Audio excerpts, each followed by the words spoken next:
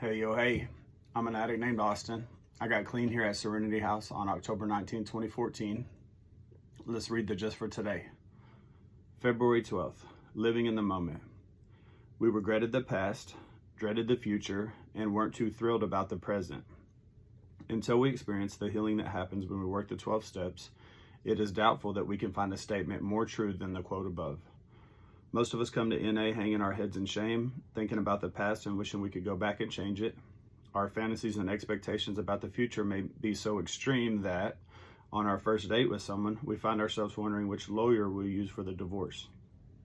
Almost every experience causes us to remember something from the past or begin projecting into the future.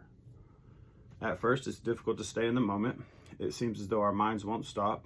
We have a hard time just enjoying ourselves.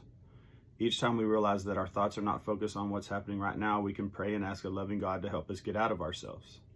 If we regret the past, we make amends by living differently today. If we dread the future, we can work on living responsibly today.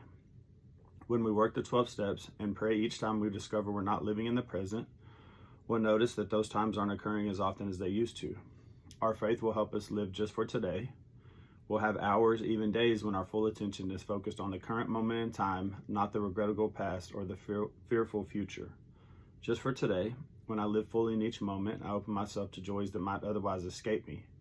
If I'm having trouble, I will ask a loving God for help. So, and you probably heard me share about this.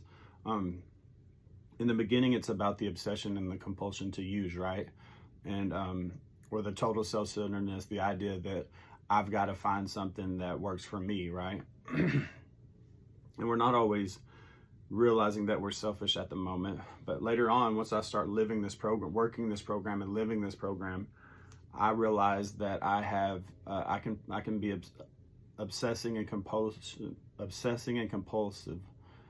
on ideas that have nothing to do with using, right? And they're usually self-centered. Not always. Sometimes they're the ideas that I have that I think is best for me and my family. But I can get locked and loaded on some fixed ideas without ever using substances, right? And I think a lot of that goes back to what it's talking about in the reading. I'm completely overthinking. I'm a worst case scenario guy.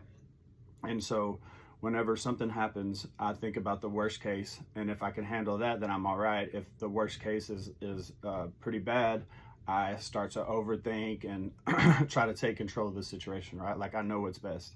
And there's some really good information in here. It talks about anytime we're struggling, we can pray and ask a loving God to help us get out of ourselves. And that's the more I do that, the more I realize, I think just the act of stopping and praying is an act of surrender, turning my will over. And it gets me out of those selfish, self-centered, it gets me out of this thinking. And so I try to do something. I pray every morning, try to get into the literature, listen to some music sometimes that helps. I try to get out of myself. But even in that moment, I can still be thinking about what's best for me. It's the moments when I'm with other addicts, with other people, listening or talking about what's going on, then I forget about this obsession and compulsion. I forget about the self-centeredness, hopefully, right? And I forget about this unfillable void that I have, and I try to fill it with some good things these days, right? But I'll notice I can get a little out of control.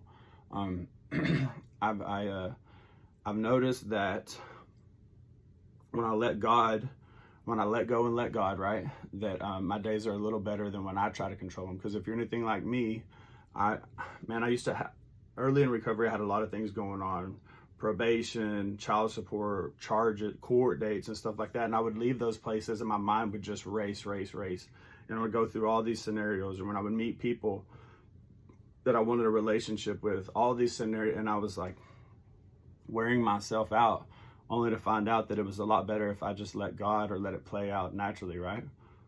And then I didn't take on all the responsibility if something didn't work out, right?